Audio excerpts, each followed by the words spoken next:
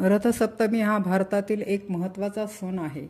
रथसप्तमीलाच काही जण माघ सप्तमी, पुत्र सप्तमी, आरोग्य सप्तमी, माघ जयंती, अर्क सप्तमी अथवा सूर्य जयंती असेही म्हणतात.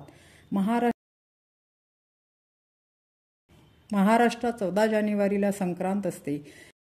महिला हळदी कुंकवाचे वाण एकमेकींना देतात. हळदी कुंकू मकर संक्रांतीपासून रथसप्तमीपर्यंत करण्याची पद्धत आहे. दक्षिण भारतातही रथसप्तमी मोठ्या प्रमाणावर साजरी केली जाते.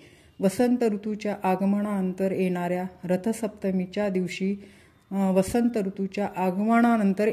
रथसप्तमीच्या दिवशी दक्षिण भारतात मोठ्या उत्साहात सूर्यपूजा केली जाते.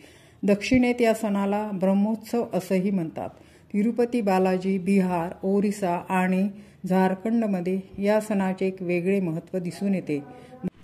माघ सप्तमी हा दिवस रथसप्तमी म्हणून ओळखला जातो. या दिवशी लवकर उठून स्नान करून तुळशीजवळ छानशी रांगोळी काढून एक पाट ठेवला जातो. त्या पाटावर तांबड्या चंदनाने किंवा रांगोळी गंधगोळीने रथ काढून त्या रथामध्ये सूर्याची प्रतिमा काढतात. तांबडी फुले, तांबडा गंध लावून त्याची पूजा केली जाते. या दिवशी संक्रांतीला आपण जे सुगडे आणतो त्या सुगड्यात दूध घालून ते सुगडे गोवऱ्या पेटून त्यावर ठेवतात. दूध तापवून ते उतू जाईपर्यंत तसेच ठेवतात. सूर्याला हाच निवद असतो. आर्य लोकांचे सूर्य हे मुख्य दैवत आहे. ऋग्वेदामध्ये सूर्याच्या अनेक प्रार्थना, ऋचा व मंत्र आहेत.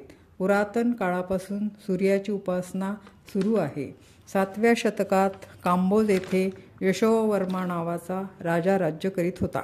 त्याची नगरी सुंदर आणि समृद्ध होती. राजाला एक मुलगा होता, पण तो फारच अशक्त होता.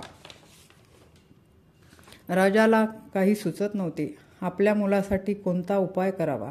राजा विचार करत असताना त्याला वाटले, आपल्या मुलाला आपण सकाळी लवकर उठून सुंदर अशा निसर्गरम्य वातावरणात न्यावे आणि सूर्योदय होत असताना त्याच्याकडून सूर्याची आराधना करून घ्यावी. काही फरक पडतो का पाहावे.